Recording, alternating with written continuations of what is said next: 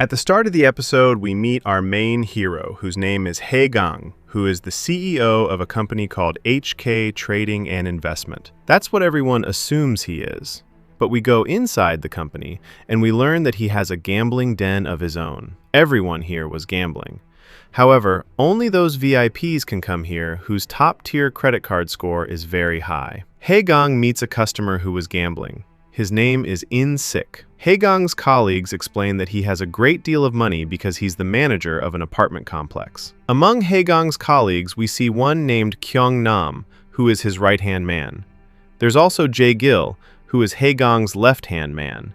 They have one more friend whom they call Big Brother. Hae-gang comes to those customers who had already taken out a loan but couldn't repay the money. But Hae-gang somehow gets the money back from them. In the next scene, we meet the main heroine, whose name is Ha-ri, who is taking part in an event at a school. Her friend Yong-ju is right nearby watching her. Ha-ri has to play a role here, which is that of a fake mother. The game starts and Ha-ri wins the race. Afterward, she talks to a man who pays her for coming here. Ha-ri says, "If there's any other event in the future, let me know. I'll even give you a 10% discount for it." In the next scene, we see her come to a restaurant with Yong-ju. Yong-ju says to her, "You played a child's fake mother, but you never once even looked at the child. The other mothers there could have gotten suspicious of you." Ha-ri's dream is to become a lawyer, but every time, she fails the exam. Yong-ju tells her, "You lie to your older sister Ha-young about your exams, telling her you've gotten a job. But this lie won't last many days. You should tell your sister the truth." In the evening, we see Ha-ri coming home, but Ha-young scolds her. In the next scene, the two of them are at home, where Ha-young comes up to Ha-ri suspiciously and says, "Is there something you want to tell me?" Then Ha-young herself says, "The clothes you're wearing are mine." She gives her an expensive lawyer's outfit. Ha-ri says to her sister, "Why did you buy this?" Ha-young says, "It's no problem. Later, I'll take my money back with 19% interest." In the next scene, we see Ha-ri arrive at a law firm. All the employees thought she must be some lawyer, but that's not the case. She works here as a consultant. On the other side, we see Hae-gang, who is serving the big shots so that his gambling den stays protected. He brings food for them. Among the big shots, we see that there's a chief of police too, whose name is Dae-yoon, who then says to Hae-gang, "I want to smoke, but I don't have a lighter." Hae-gang thinks about how far down he'll have to go, but then says, "No problem, I'll bring one." In the next scene, we meet a man whose name is Yong-man, whom Hae-gang regards as his father. He was playing a game here. Then Hae-gang comes in too, and he's telling the woman, "I'm his son. But look, our faces don't match. Even so, I'm more handsome than him." Then he talks to Yong-man alone and says, "Did you take your medicine?" But Yong-man refuses. Hae-gang says, "You should take your medicine, otherwise you'll die." But Yong-man had said, "Nothing will happen to me, and don't keep sending me money every time. This time you've sold off far too much money." Hae-gang says, "I have to do it, because that business is yours, not mine." Yong-man starts saying, "When are you going to think about yourself? Leave all this and start a new life." But Hae-gang refuses. Hae-gang comes to his gambling den, where a problem has come up. In-sik has no money, and the people here won't give him any. Hae-gang is told that In-sik has become a VVIP here. Hae-gang says, "Fine, give him the money." In-sik says to Hae-gang, "You're a very good man, don't worry. I can pay you this money back within a week." We move to the apartment complex's management office, where we see Ha-young, who was working here. Her boss is there too. The boss, Yong-ji, comes up to Ha-young and says, "I made you an offer earlier. Would you like to do this job?" But Ha-young refuses and says, "My sister has become a lawyer. I can't do that job." Just then a girl comes in here whose name is Suk-jin, who is probably a resident. Suk-jin starts saying to Yong-ji, "Why did you use the repair reserve fund over there just to redo the flooring? You shouldn't have done that. Even if you did have to use it, you should first have gotten the residents' permission." Just then Chung-won comes in, who is the CEO of a construction company, and he gives gifts to all of them. In the next scene, we see some big shots meeting at a place, among whom we see Sung Ho, who is the prosecutor general. We see Woo-sik, who is the senior secretary for civil affairs. Gwang-woo is a justice, and Sang-yu is the president of a news company. However, Chung-won comes in here too, who is their leader. First, they all talk about their work and make plans to do something different. Then we see a commissioner named Ju Kabon come in. Chung-won says to them, "This man wants to join our club. I asked him to come." Jukabon then starts complimenting all of them, but Chung-won says, "Have you come to some fan meeting? Weren't you told what you have to do to join the club?" He says to him, "I was just about to explain." Then Chung-won himself says, "To join the club, you'll have to pay 10 billion won. Do you have it?" In the next scene, we see Jukabon meet Dae-yoon and tell him all of this. Jukabon says, "I have 2 billion. We'll have to bring 8 billion. But then Dae-yoon thinks and says, "There's a man who can give 10 billion, whose name is Hae-gang, who runs a trading company. But to tell the truth, he has a gambling den. I know him well. I'll talk to him." In the next scene, we see Dae-yoon come to meet Hae-gang, and he brings up the matter of 10 billion. But Hae-gang says, "I don't have that much money. You must be joking." But Dae-yoon says, "This is no joke. I need the money." But Hae-gang had said, "I don't have the money.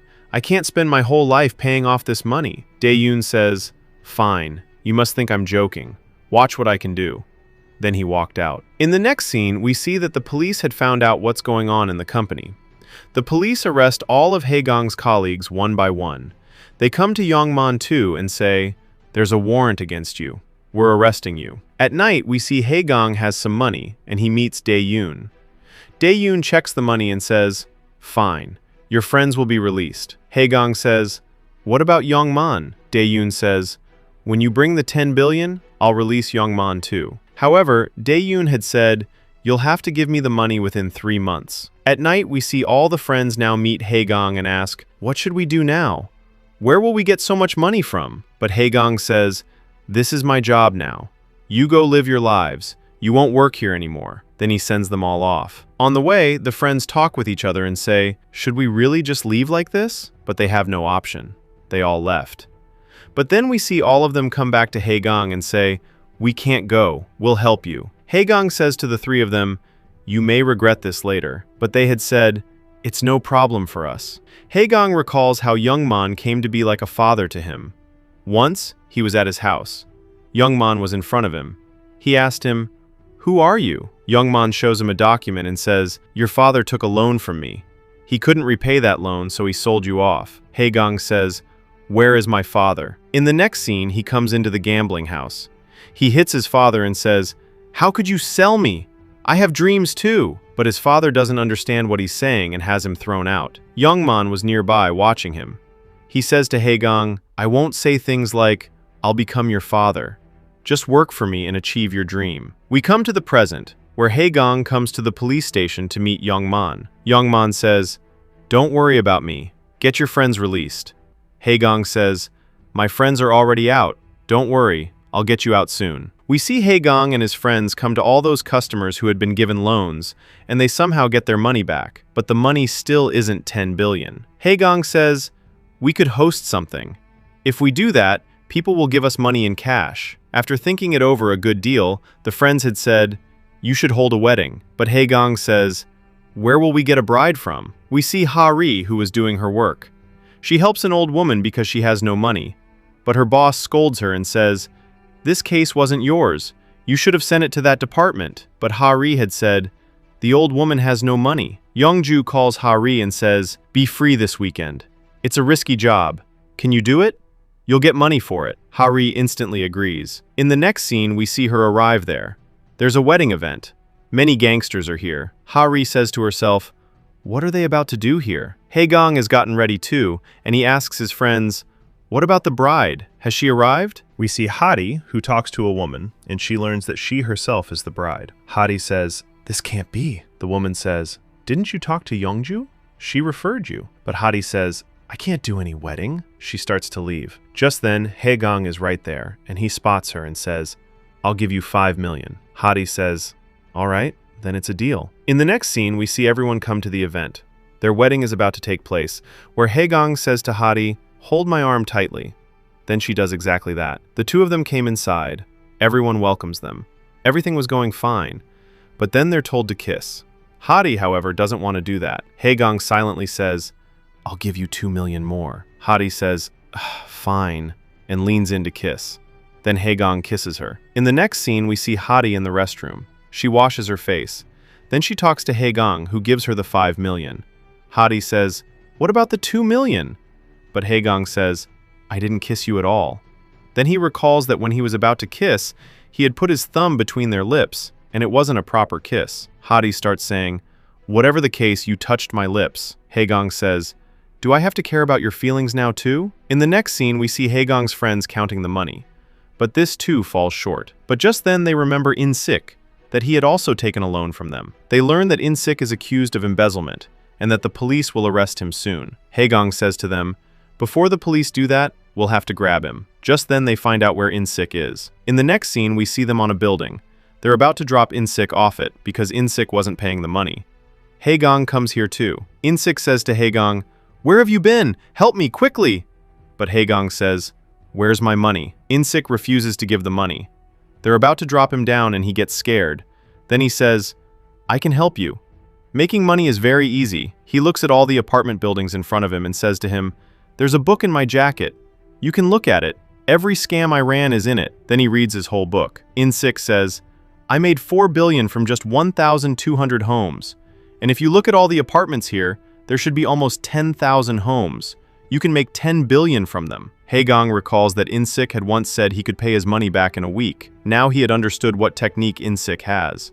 Hae-gang smiles and says, "Come on, get ready to embezzle. We have to make 10 billion won." And with that, episode 1 comes to an end. So guys, how did you like this episode 1? Tell us in the comments. Now we'll meet in episode 2. Until then, bye.